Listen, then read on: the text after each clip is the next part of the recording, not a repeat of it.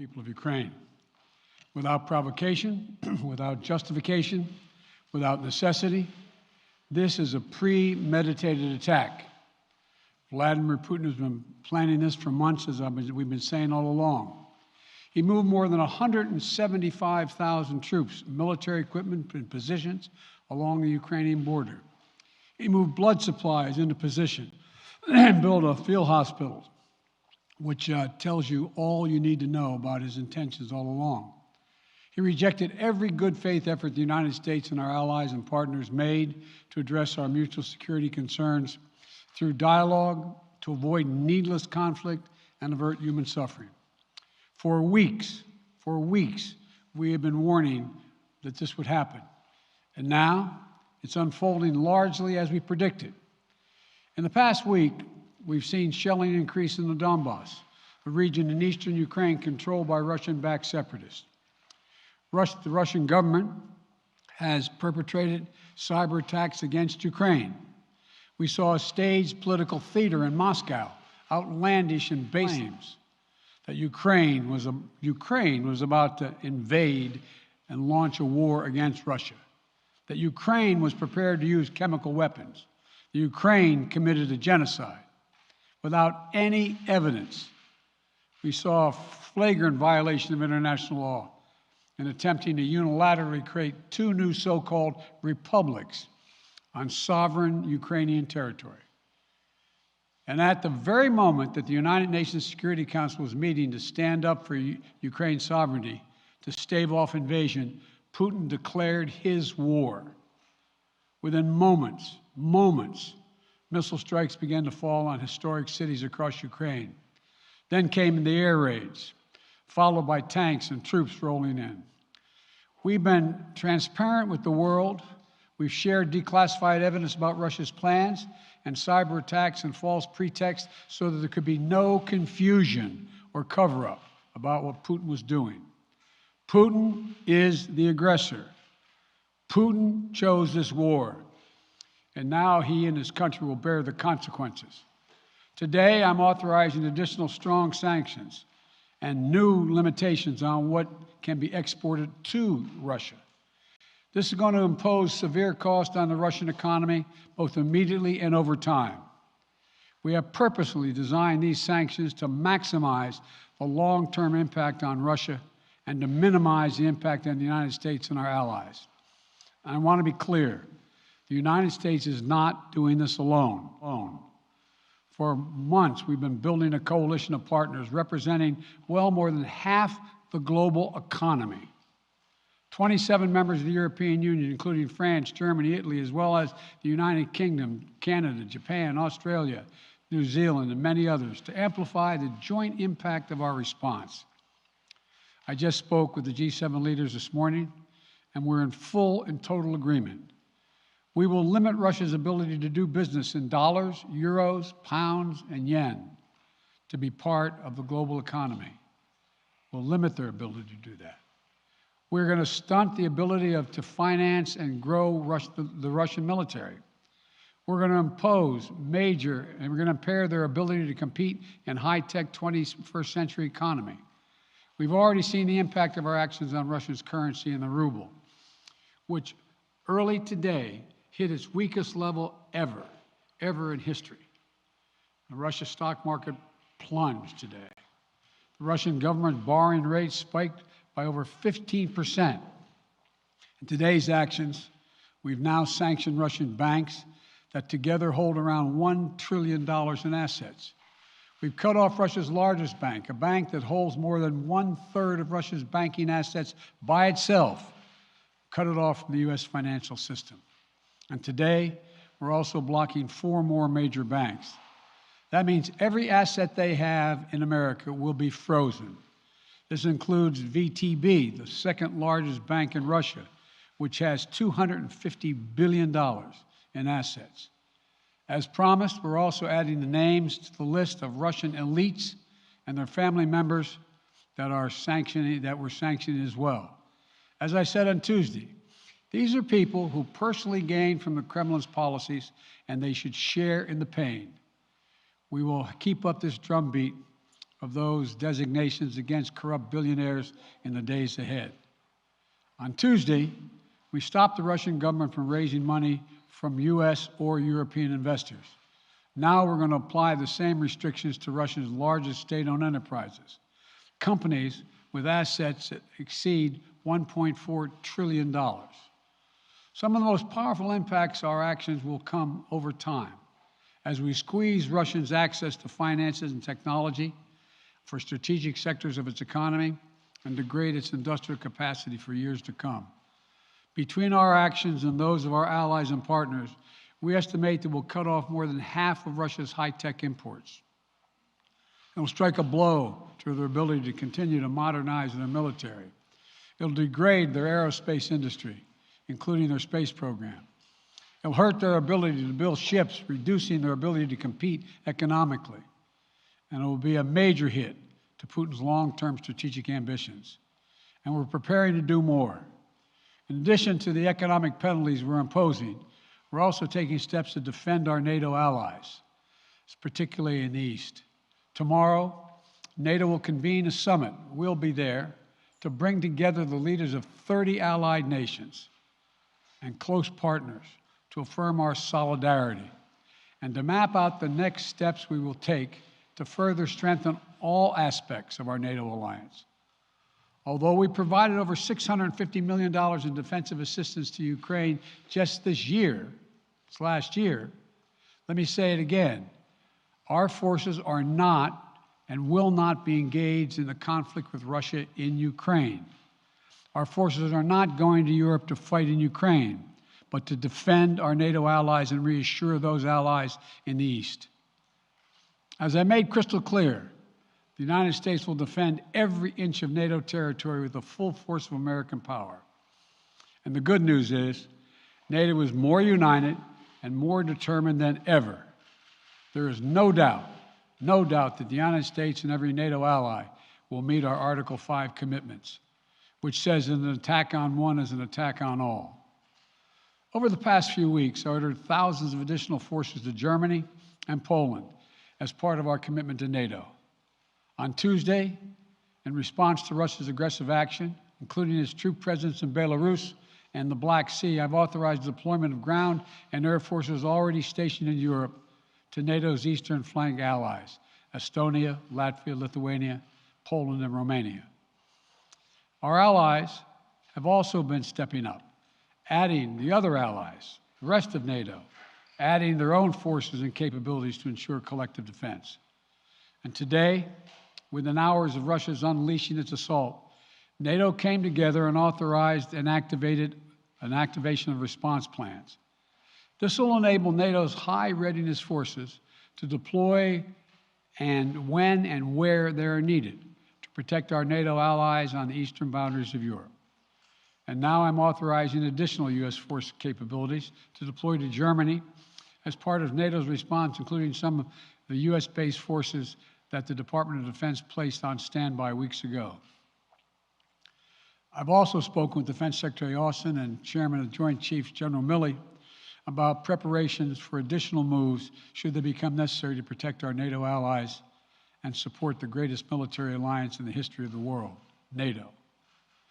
As we respond, my administration is using the tools, every tool at its disposal to protect American families and businesses from rising prices at the gas pump. You know, we're taking active steps to bring down the cost, and American oil and gas companies should not exploit this moment to hike their prices to raise profits. You know, in our sanctions package, we specifically designed to allow energy payments to continue. We are closely monitoring energy supplies for any disruption.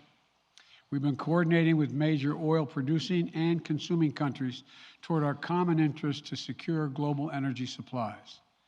We are actively working with countries around the world to elevate collective release from the strategic petroleum reserves of major energy-consuming countries.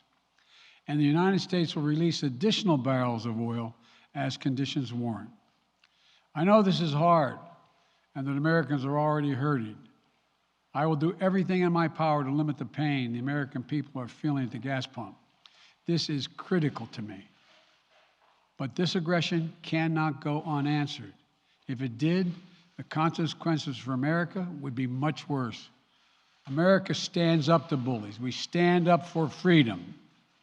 This is who we are. Let me also repeat the warning I made last week. If Russia pursues cyber attacks against our companies, our critical infrastructure, we are prepared to respond.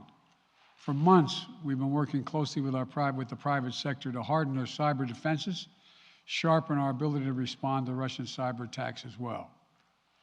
I spoke last night to President Zelenski of Ukraine, and I assured him that the United States, together with our allies and partners in Europe, will support the Ukrainian people as they defend their country.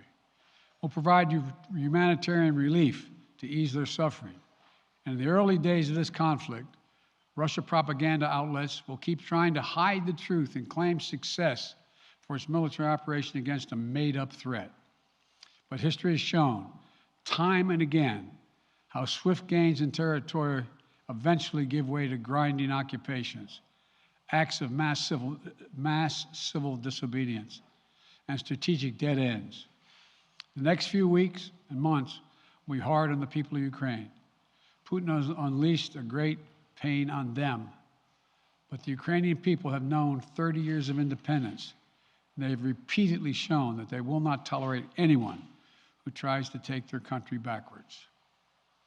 This is a dangerous moment for all of Europe, for the freedom around the world. Putin has committed an assault on the very principles that uphold the global peace. But now, the entire world sees clearly what Putin and his Kremlin allies are really all about. This was never about a genuine security concerns on their part. It was always about naked aggression, about Putin's desire for empire by any means necessary, by bullying Russia's neighbors through coercion and corruption, by changing borders by force, and ultimately by choosing a war without a cause. Putin's actions betray his sinister vision for the future of our world, one where nations take what they want by force. But it is a vision that the United States and freedom-loving nations everywhere will oppose with every tool of our considerable power. The United States and our allies and partners will emerge from this stronger, more united, more determined, and more purposeful. And Putin's aggression against Ukraine will end up costing Russia dearly, economically and strategically. We will make sure of that. Putin will be a pariah on the international stage. Any nation that countenances Russia's naked aggression against Ukraine will be stained by association.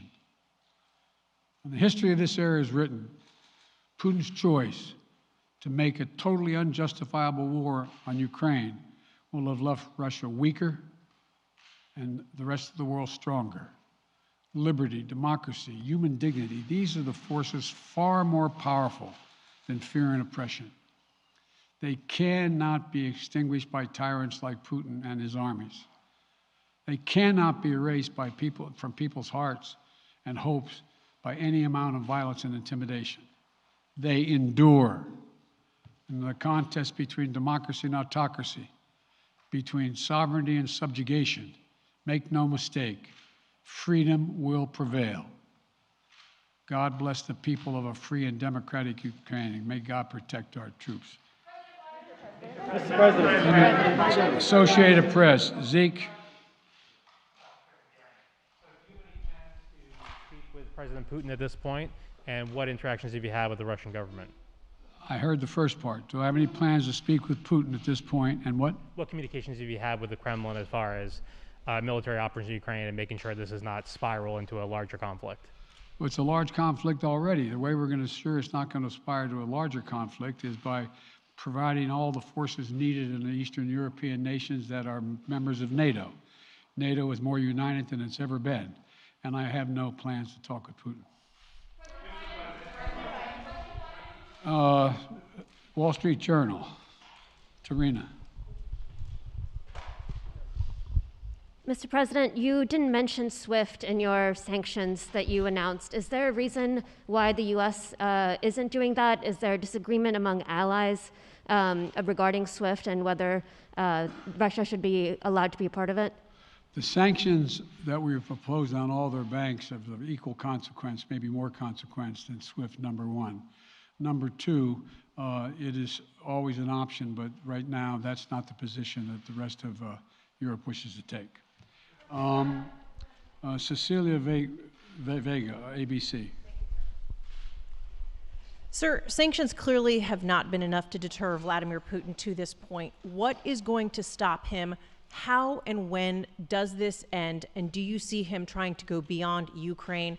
And a second question I'll just give to you now. This statement that he gave last night, the threat that he gave, the West will face consequences greater than any you have faced in history. Is he threatening a nuclear strike?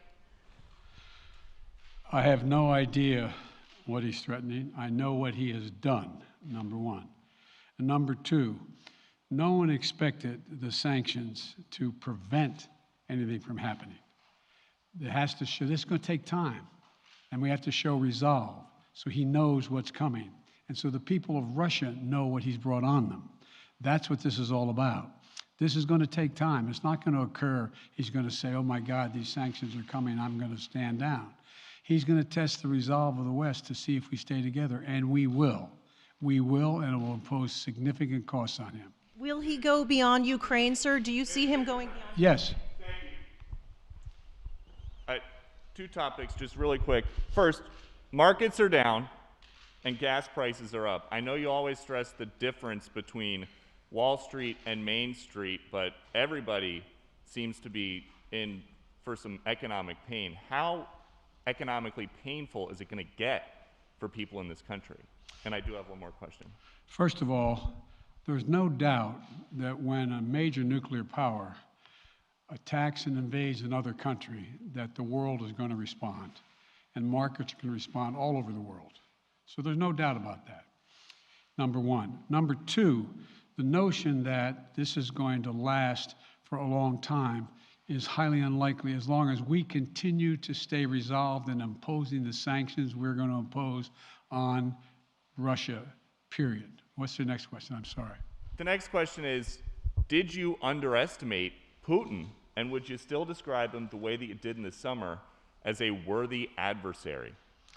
At the time, he was, I made it clear, as an adversary, and I said he was worthy. I didn't underestimate him.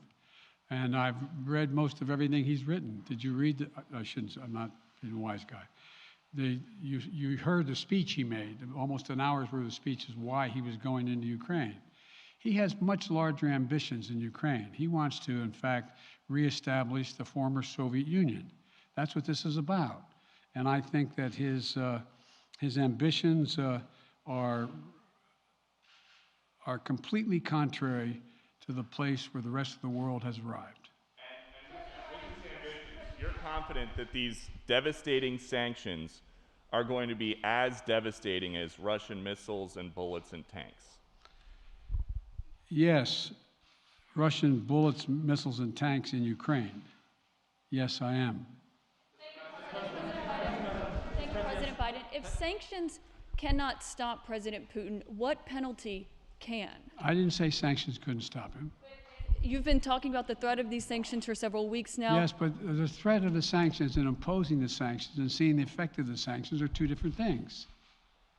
They're two different things. And he's going to begin to see the effect of the sanctions. And what will that do? How will that change his mindset here, given he's because attacking it will so Ukraine weaken his country that he'll have to make a very, very difficult choice as to whether to continue to move toward being a second-rate power or, in fact, respond. You said in recent weeks that big nations cannot bluff when it comes to something like this. You recently said that the idea of personally sanctioning President Putin was on the table. Is that a step that you're prepared to take? And if not, it's not a bluff, it's on the table. Sanctioning President Putin? Yes. Why not sanction him today, sir? Mr. President? Why not sanction him today, sir? Mr. President, if I can, you detailed some severe and swift new sanctions today and said the impact it will have over time. But given the full-scale invasion, given that you're not pursuing disconnecting Russia from what's called SWIFT, the international banking system, or other sanctions at your disposal, respectfully, sir, what more are you waiting for? Specifically, with the sanctions we've imposed exceed SWIFT. The sanctions we imposed exceed anything that's ever been done. The sanctions we imposed have generated 2/3 of the world joining us. They are profound sanctions. Let's have a conversation in another month or so to see if they're working. Yes. Can I ask you about Zelensky? Sir, you spoke to Vladimir Zelenski yesterday, sir.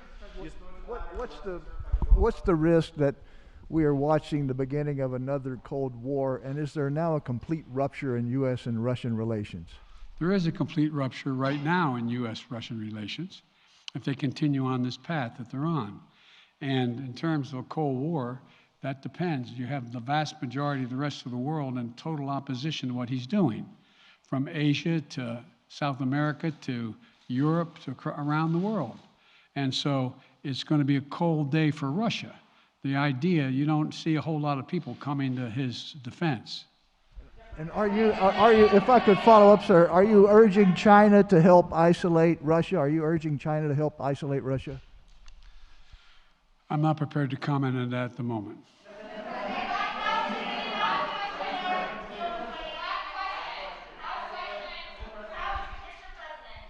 Wait, no.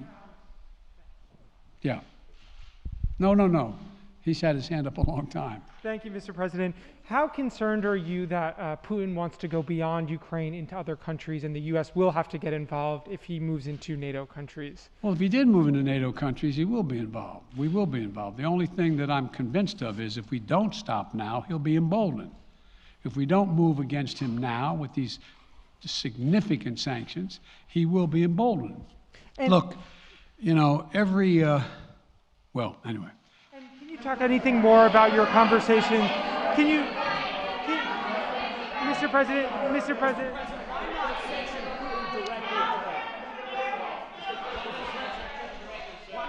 not sanction Putin directly today?